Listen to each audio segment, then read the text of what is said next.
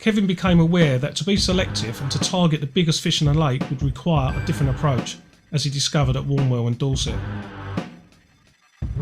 Now I had the blowback rig with the tube, my telltale, and the results just come back and I was ripping Warnwell apart again. In fact, in one session I had 47 carp. There's only one other fish caught. The fact it was Bertha at 40, I didn't really pick up on the time, just thought he was a jammy sod. But slowly I began to realise that maybe I was doing something wrong. You know, you might argue, how could I have been when I was catching so many fish? But the point was, I wasn't getting near Bertha and Herman. I remember that session when I had the 47 carp. 3 times Herman rolled off my area, but I never got it before I went home. Then I got a phone call from one of the bailiffs 24 hours after I got home that Herman had come out of my swim. I was gutted and really felt hard done by. But that didn't happen once. I think Herman came out of swims I vacated at least 6 times. You know, it was kept happening and I never twigged it. There was also a funny thing at Warnwell where kids and women caught Herman or Bertha. With the greatest respect to them, I think it can fairly be said they weren't fishing at the standard. You know, a lot of the top anglers were, but they were the ones who kept hooking and landing Bertha and Herman. In fact, I remember one young lad caught Bertha on a size 2 hook and a hair with 3 micro dots on. I've never seen a micro dot, but my understanding is it's a northern match bait of about 3-4 mil diameter.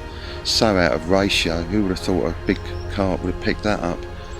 There's been a lot of discussion in the past. I remember Jim Gimson writing about, you know, maybe the big old girls are desensitised in their mouth, you know, and they can't suss a rig.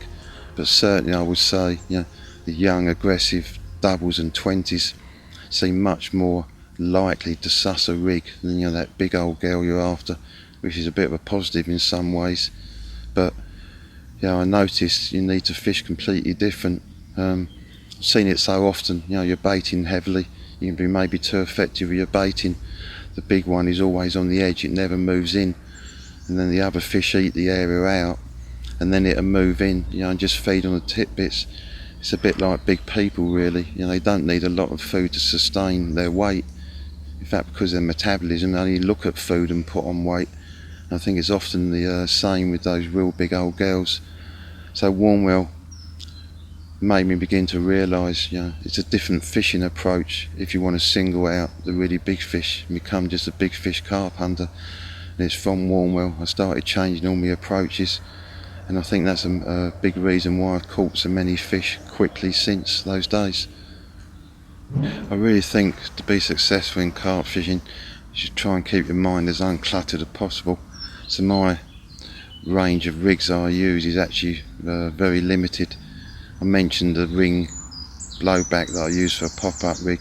The other rig that fascinates me is a stiff hinged swimmer rig. This is a rig that was championed by Terry Hearn, but I think it's lost a lot of its popularity now. It's a fascinating rig because it definitely picks out the biggest fish. I started using it at Warnwell and immediately I noticed the difference in take rate. It went through the floor, in fact. But what I also noticed is the average size of the fish went up 5 pounds. So I was catching a lot less fish, but a lot bigger fish.